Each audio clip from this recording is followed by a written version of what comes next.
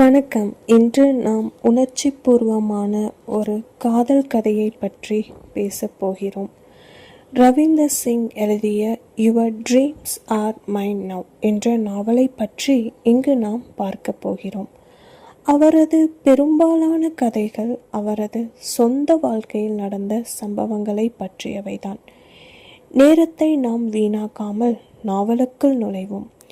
முதலில் நாவலில் வரும் கதாபாத்திரங்களை நான் உங்களுக்கு அறிமுகப்படுத்துகிறேன்.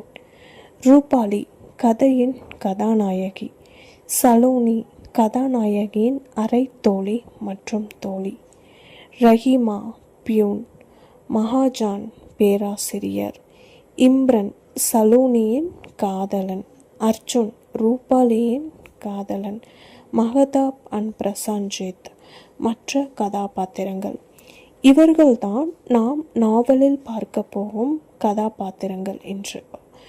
நாவலில் ஒரு சிறிய அறிமுகம் நான் உங்களுக்கு விளக்குகிறேன்.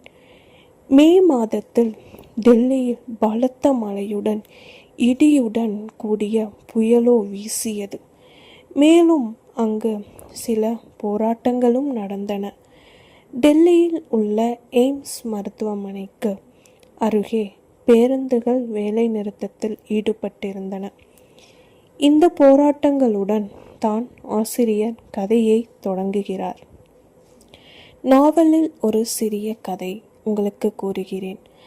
நமது கதாநாயகியோ ரூபாலி பாட்னாவைச் சேர்ந்தவர். அவர் தனது பள்ளி படிப்பை நன்றாக முடித்துவிட்டு நல்ல மதிப்பெண்களை பெற்றதால் டெல்லியில் பல்கலைக்கழகத்தில் உயர்கல்வி தொடர அவருக்கு வாய்ப்பு கிடைத்தது. அவர் அதற்காக மிகவும் மகிழ்ச்சி அடைந்தார். எனவே டெல்லியை நோக்கி தனது பயணத்தை தொடர்கிறார். அவரது கல்லூரி மீண்டும் திறப்பதற்கு ஒரு நாள் முன்பே அவர் விடுதியை வந்தடைந்தார். அவர் விடுதிக்குள் நுழைந்து தனது அறை சாவியை பெற காப்பாளரை சந்தித்தார். தனது அறையை திறக்கச் சென்றார். அறைக்குள் நுழைந்ததும் அவர் கதவுகளையும் திரைகளையும் திறந்தார். தனது அறையிலிருந்து விடுதி தோட்டத்தை பார்த்தார். அவருக்கோ அந்த காட்சி மிகவும் பிடித்திருந்தது. பின்னர் அவர் தனது பொருட்களை அலமாரியில் அடுக்கினார்.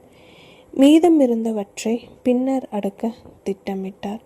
பிறகு ஓய்வெடுக்க தனது படுக்கையில் படுத்தார். தனது பெற்றோரை பற்றி நினைத்தார்.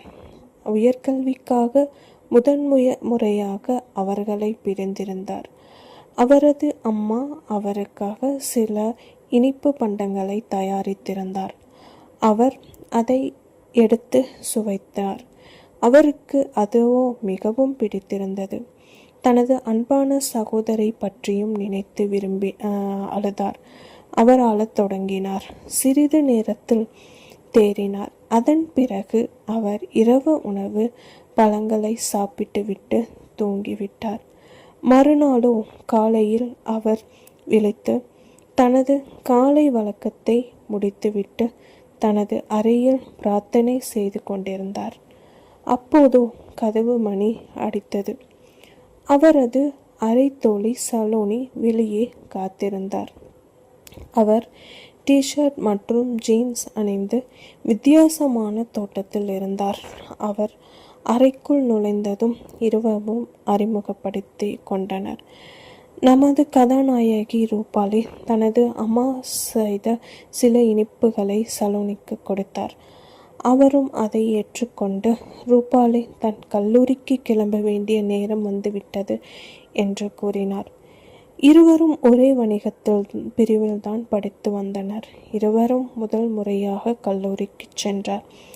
அங்கோ சில வேடிக்கையான செயல்பாடுகளும் நடந்தன. பேராசிரியர்கள் தங்களை அறிமுகப்படுத்தி கொண்டு வளாகத்தில் உள்ள விதிகளை மற்றும் ஒழுங்குமுறைகளையும் விளக்கினார். வளாகத்திற்குள் அரசியல் கட்சிகளும் இருந்தன. அனைத்தையும் பற்றி அறிமுகப்படுத்தப்பட்டது.